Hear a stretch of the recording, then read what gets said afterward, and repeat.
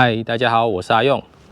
最近我骑这一台 CB60R，因为现在越来越常骑它了嘛，所以骑起来对它是越来越上手。所以越熟悉它之后呢，就是越觉得说它的动力的，就是阉割的动力有一点输出有点奇怪。然后每次到了高转的时候，就是会觉得那个动力的感觉就是闷闷的，就出不来。然后明明这是一台应该是高转取向的4缸600cc 的街车。可是呢，到每次它在高转的延伸性的地方，就会觉得特别，就是一种被闷住的感觉。所以在骑它的时候，就觉得没有那么的痛快。然后所以呢，我就决定要把它去解开它的全马力，然后恢复它原本高转的延伸性。因为我们知道台本的马力呢被阉割到只有70几匹嘛，那它的动力到底是多少呢？就是它动力的输出到底是长什么样，然后它到底跟真正全马力欧规的输出到底是差在哪里？这个其实一直让我觉得非常好奇。然后所以我也上网去找了一些网友的一些感想啊。那有人跟我说，刷了全马力跟没有刷全马力，基本上感觉不太出来。然后这也是让我觉得非常疑惑。然后照理来说，70几匹的马力跟原本原厂应该要有将近90匹左右的马力。应该是已经有一段的落差，是为什么会有人会讲说，根本有刷跟没有刷好像没有差，甚至有人干脆到最后又刷回了原厂的马力，然后这点是让我觉得非常疑惑。那在刷这一台 CB650R 的知名的店家，如各位所知道的有马力奇迹，然后全马 CB， 这是在网络上面刷 CB650R 非常就是知名的店家嘛。那另外呢，其实还有 A-Racer 可以去做选择。那 A-Racer 它是属于是全取代的电脑，它全马 CB 跟马力奇迹呢，他们都是直接去刷原厂的 ECU。那所以这两个差别是说，你的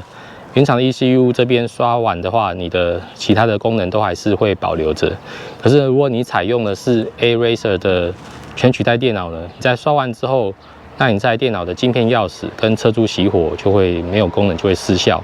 那可是呢 ，A-Racer 它可以去调整的功能是比较多，但差别会在说你在花的成本啊，因为你如果是用全取代的 A-Racer 电脑，当然基本上它的价格应该是以这台车来说，应该是2万多块吧。如果是直接去刷全马 CB 或者是马力奇迹这两间的话，他们的价位都是大概不到1万块。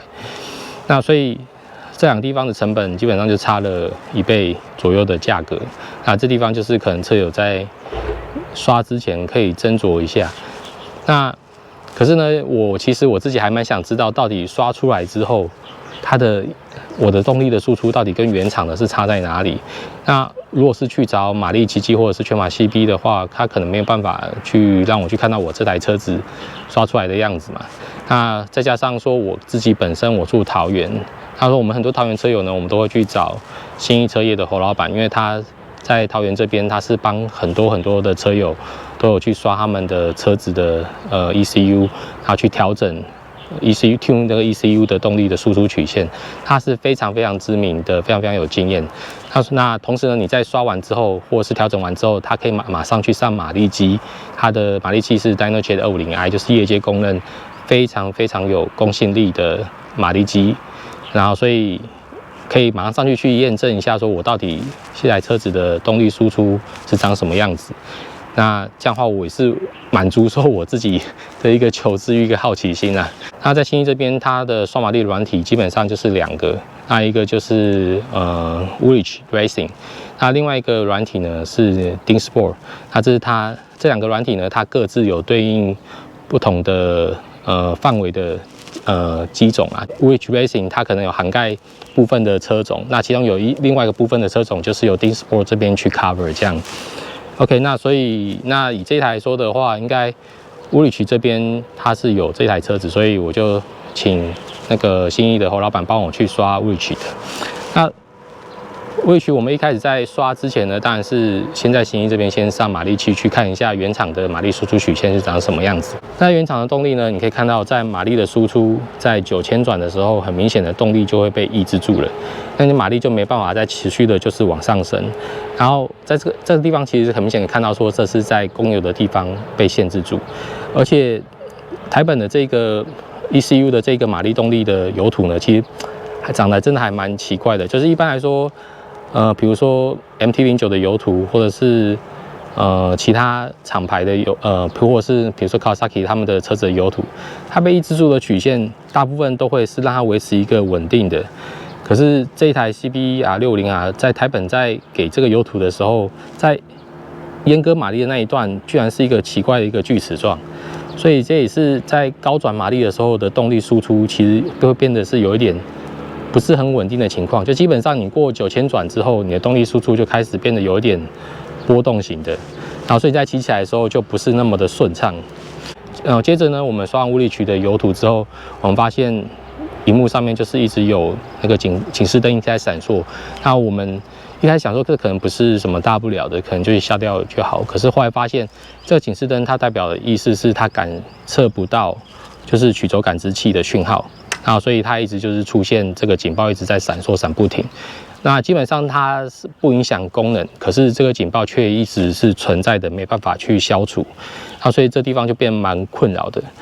OK， 那所以可是不管怎样，我们还是这时候我们还是再去上马力机这边去看一下，到底欧规的这个油土在刷完无理取之后，然后是不是真的是有用的？那在我们实际上马力机去拉了之后，也确实发现，就是它整个在9000转之后的动力的输出都变得非常非常顺畅，一路延伸到12000转、13000转，然后整个都是非常漂亮的一个曲线这样子。那相比于原厂的这个锯齿状的，你可以看到很明显的一段的差异。然后再加上你看到我们的空燃比，它原厂的空燃比基本上在马力限制住9000转的时候，那空燃比就会直接就拉到非常的高。那原厂的这地方就是在高转的时候，它还是维持非常稳定的空燃比。空燃比到底是什么？空燃比就是指的就是 Air Fuel Ratio， 就是 AFR， 就是我们的空气跟燃油的比例。意思比如说我们一般来说，在引擎里面，空气跟燃油的燃烧最完全的时候，就是在我们化学燃烧的比例是完全的时候是14.7比1，意思是说你有14.7克的空气，然后和1克的燃油，这时候你能够达到把燃油完全燃烧。可是呢，实际在引擎的动力在输出的最佳的效能的时候，却不是在14.7，反而是大约在12到13的 AF ratio 这个地方。那所以呢，我们一般可能在讲最佳值的时候，大概会取12到13中间的12.5，会把它调在这个地方，大约都能够让引擎的动力输出达到一个最好的一个效果。这个地方就是很明显看出来和原厂的就是 AF ratio 是完全是不一样的。那所以这一部分也反映在供油，然后就是我们在马力的输出这地方的反应，然后基本上在9000转之后，原厂的动力就完全就是被压制住这样。好，那实际上我也去骑着欧规的这个油土呢，就刷完之后，我还是有去上路去骑了一圈。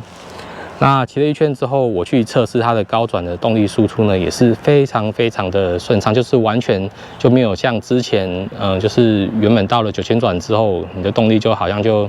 没力的感觉。那此外呢，那各位可能很关心说，到底去刷了油土之后，刷了欧规油土跟我们台本油土，就很多人可能会很恼人的，就是我们这一台车子，它大概在6000转上下的时候，它会发生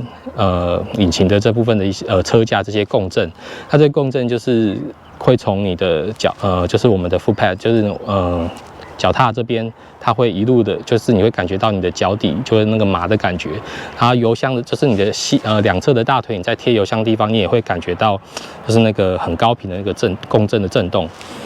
那我这份我刷完之后，可以做个比较，可以告诉你，就是因为基本上我们的油土其实就已经可以看得出来了。那原厂油土跟欧规的油土，它基本上在9000转之前，马力的曲线的输出基本上是重叠的。对，那实际上差异就是在9000转之后才会开始有差异。所以在车子实际在骑的时候还是一样，就是你即使刷了欧规的电脑，那个震动的感觉还是一样，大概在6000转的时候就开始发生。然后因为我的硬体是完全没有做更动的，就是我还是原厂的排气管，然后进气的就是那些我也没有换什么高流量的滤芯，也没有加什么喇叭口，反正我都是全车序原厂。我唯一改的就是它的油图，所以基本上这部分的动力感受是共振感是不会变的，因为基本上它就是引擎本身的一个达到一个自然频率的一个高频的震动，所以基本上是没有差的。然后所以不用指望说你可能刷了这个油图，刷了欧规油图之后，然后跟你原本会有什么样的一个差异，我可以告诉你是没有的。好，那回到就是我们刚刚讲到说，就是刷了无理取之后，就是会出现警报的这件事情。那这个警报一直去消不掉，那我们也把这台车子的数据呢，我们也有回传给澳洲这边的 Woolwich， 那请他们去做分析，为什么就是这个警报是消不掉的。那因为我是希望能够早点把车子的问题给处理完，让它恢复全马力。那以我的角度来说，当然是这样子。那所以侯哥这边他也非常的阿莎里，他就说，那他就直接去请马力奇迹的人来帮我来刷油图去恢复全马力。因为就目前来说，马力奇迹这边他在刷这一台2023年式的车子的时候，他不会出现警报的问题。因为这样子的气味下，我就有机会去同时试了原厂的欧规油图，那还有马力奇迹的油图。那这地方到底是有什么样的一个差异呢？然后所以我们就请马力奇迹这边来帮我把这台车子的油图刷完之后，那我们又再上了一次同一台的 Dynojet 250i。那这边各位要注意哦，我们讲的是同一台设备。那因为我们不同的马力机，其实你如果同一台车子去上了不同的马力机，量测出来的数据可能是会有差的。所以我们在马力机对我们来说，它其实就是一个量具。所以你在量测马力的数值的时候，其实最好的方式就是同一台车在同一台马力机，然后去量测你不同的 tune 的油图的话，你这样子才会有一个比较可靠的参考的相对值。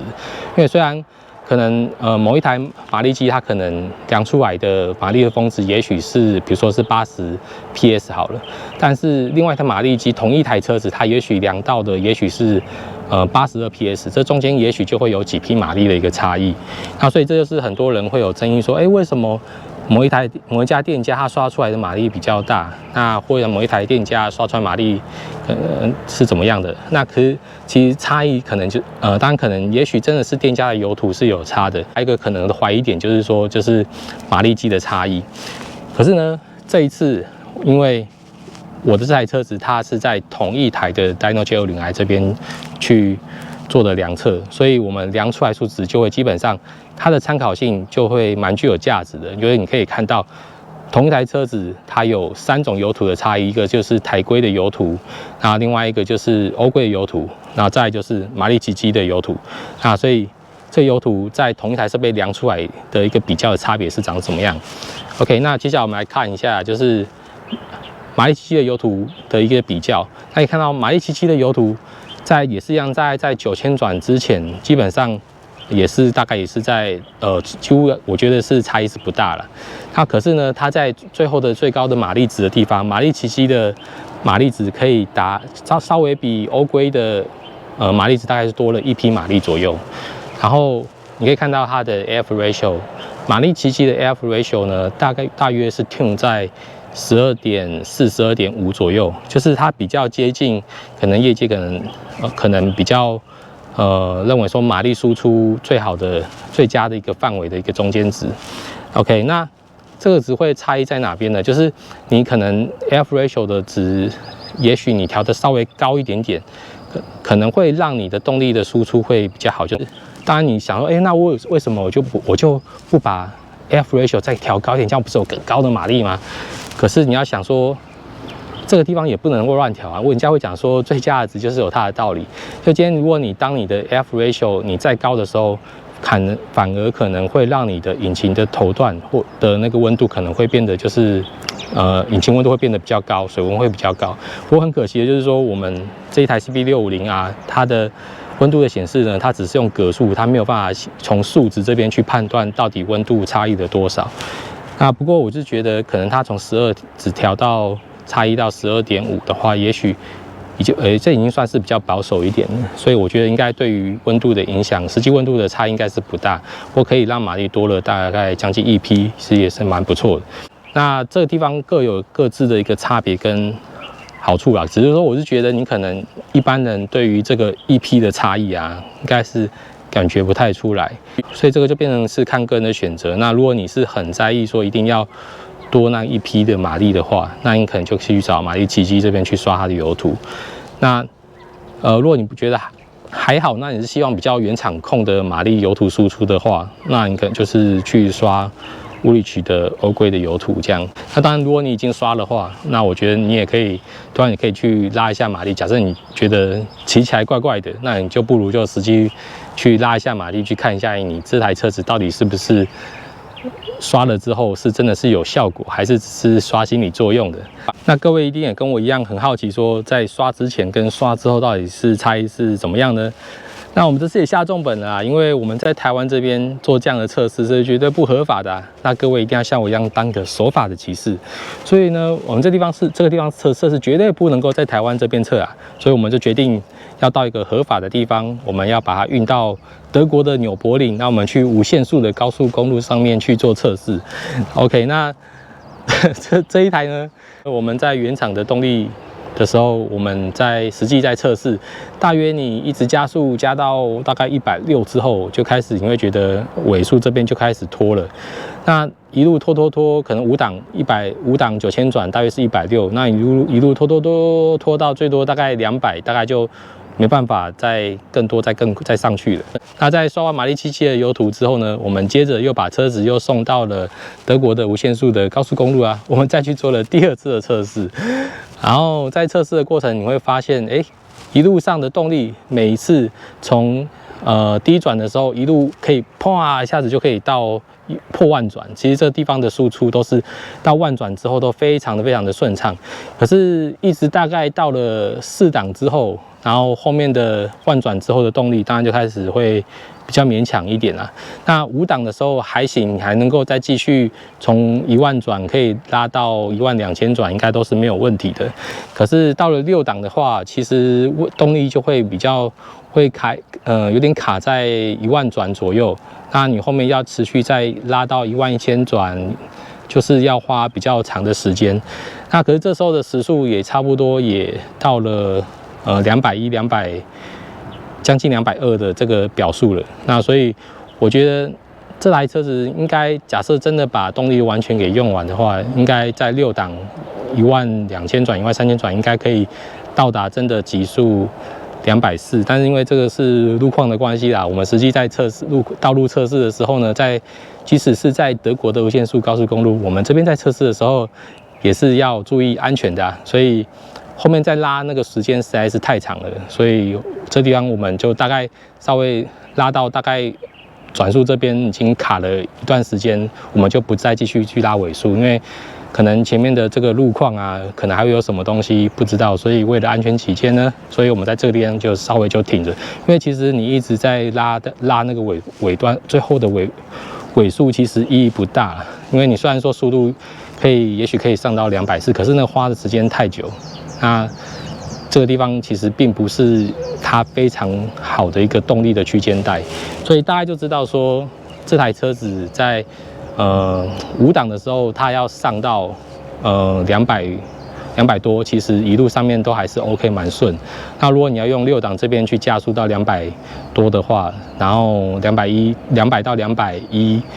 之间，其实就会比较辛苦一点，就那个爬升的速度其实就会有点慢。然后再接着你可能要再上到230、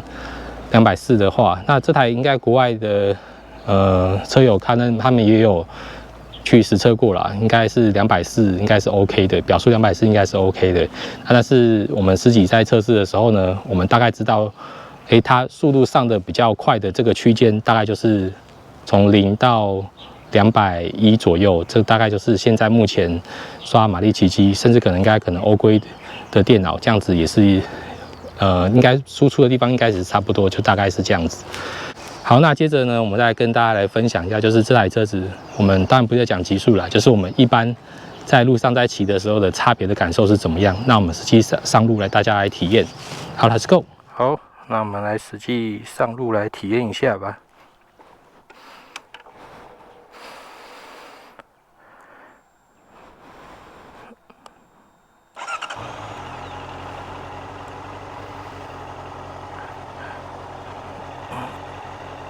好，那我们出发了。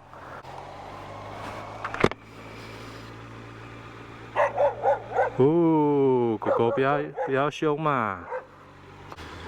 哇哦！哦，好，那我们实际来上路来体验一下这台车子的感觉。OK， 那当然在车子一开始在起步的时候，我觉得差异几乎是感受不到的。然后 CV650啊。这台车子呢，因为它不是电子油门的嘛，所以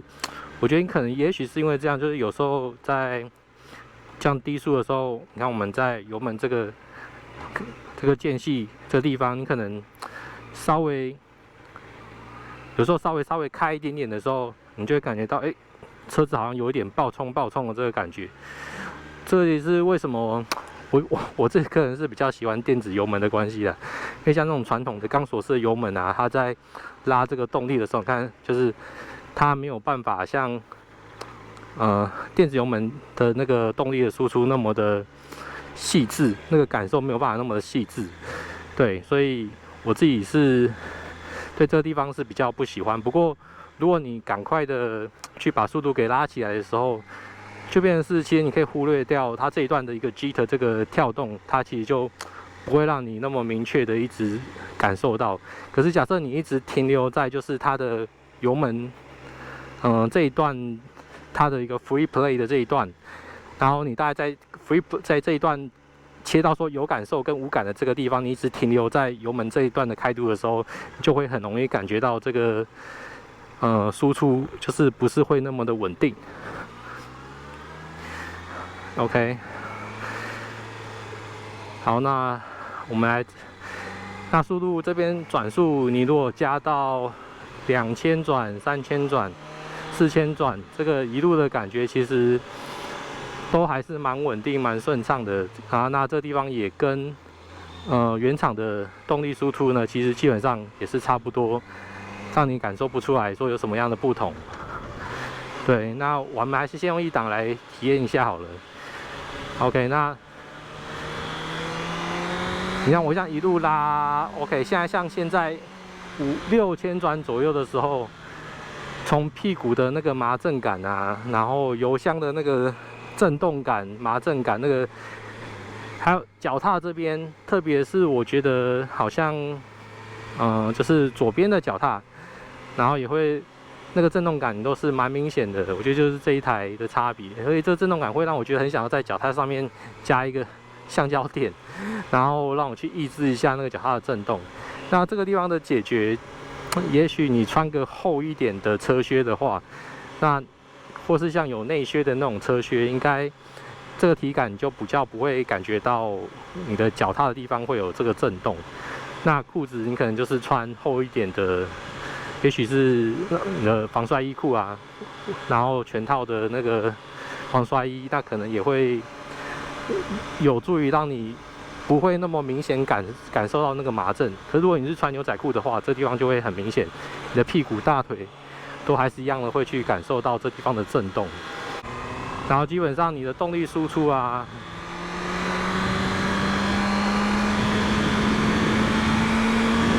看。8000、6000、7000，其实一路这样子上去啊，你都会觉得它是蛮线性的、蛮顺的。然后，那其实这也反映在油图上面啊，因为其实你的原厂的油图跟欧规的油图，然后跟马力77的油图，基本上你在9000转之前，你会看到他们的油图曲线几乎都是叠合在一起的，然后你是感觉不出来它到底是有什么样的差别，所以。真正有差别的，应该会是在过9000转之后，你才会体验到那个加速感的差别。OK， 那接下来感觉一下，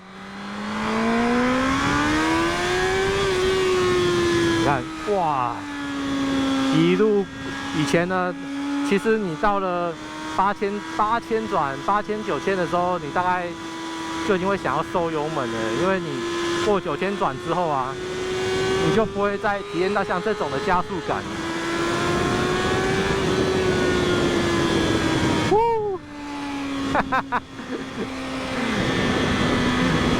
真的是很狂啊！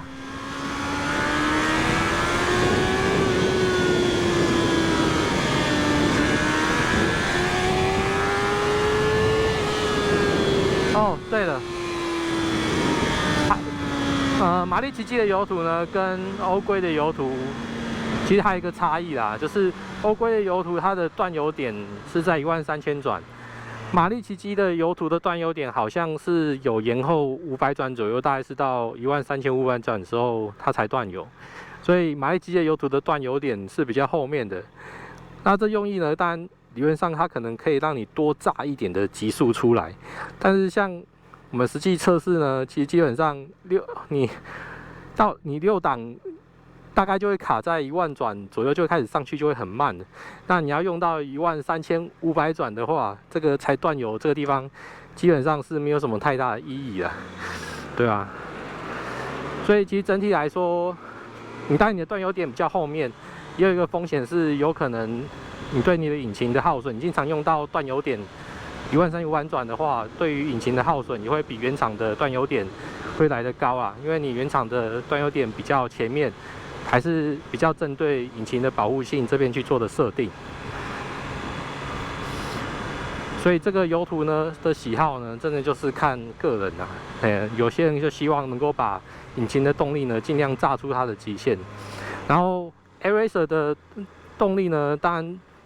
在我看官网的话，它这边可能写说它的马力机拉出来的油图，它的最大的马力可以拉到91匹。那跟我们欧规油图大概是81匹吧，然后那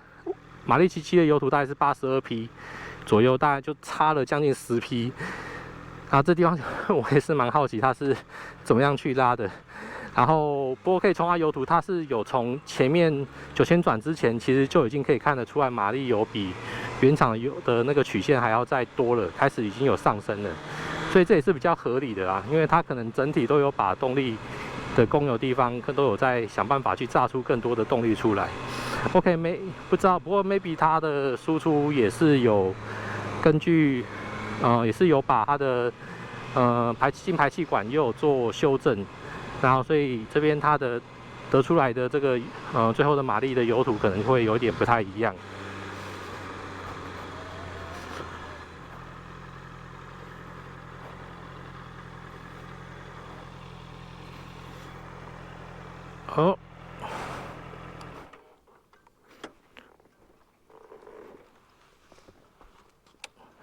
好，那最后我们来做个总结吧。那如果你基本上你在骑这台车子不会用到9000转之后的引擎的动力的话，你就不用去考虑说要不要去刷马力的问题了。因为不管你是去刷欧规的，还是去刷马力奇迹的这个动力的曲线，你刷完那些油图，你都不会感觉到差别，因为这些油图它在9000转之前呢，基本上动力的输出是一样的。那你也不会感觉到说到底会不会去改善这震动。我会跟你讲，这改善震动我也是感觉不出来到底是有什么差别，也许有一点点差，但是就我这阵子的骑乘的感觉呢，我是觉得还是跟以前一样，就是那个震动的感觉6000转就会开始出来。那有些人好像说它会有差别啦，可是对我来说，我是觉得在这次我骑起来是没有感觉。那也许这是看个人，又或是也许不同的车会不会有差别呢？但是我是不知道。但是我这一台车子来说，我是感觉不出来有刷马力奇迹，或者是刷欧规，或者是跟原厂阉割的动力。那这些的这个震动感，我觉得是都还是一样，都是没有什么差别的。那当然最大的差别就是在9000转之后的动力非常非常的顺畅，非常非常的舒服。那即使而且这份你在极速的地方也是有稍微比之前有在提升，你一路在拉那个动力，不会像以前可能骑到160的之后就开始拖那个速度了。这台车子一路现在上到200，都是比以前都是整体的速度都是快很多的。那这地方你可以去感觉出来，你刷马力之后会有这地方的一个差别。之前有问到底要不要去刷 Air-Racer， 那我觉得第一个就是看你愿不愿意要多花那么多钱，因为 Air-Racer 的价格是比较贵的。那再来其次是说，你刷 Air-Racer 之后， Honda 的 HISS 那个晶片钥匙的防盗功能就没有了，因为晶片钥匙的防盗功能是跟着车子的 ECU 电脑，那你把电脑给全取代掉，然后所以原厂的防盗就没有，然后测速熄火的这个功能也没有。那这地方看你觉得能不能够就是能够接受这样部分的一个差异。然后当然你换来的就是你在赛道上面你就有更多的一些可以调整的功能，或是你可以看到更多的资讯啊。好了，那今天的分享就到这边了。那各位如果喜欢我频道的话，欢迎各位按赞、订阅、加分享、揭开小铃铛。好，谢谢大家，那我们下次见，拜拜。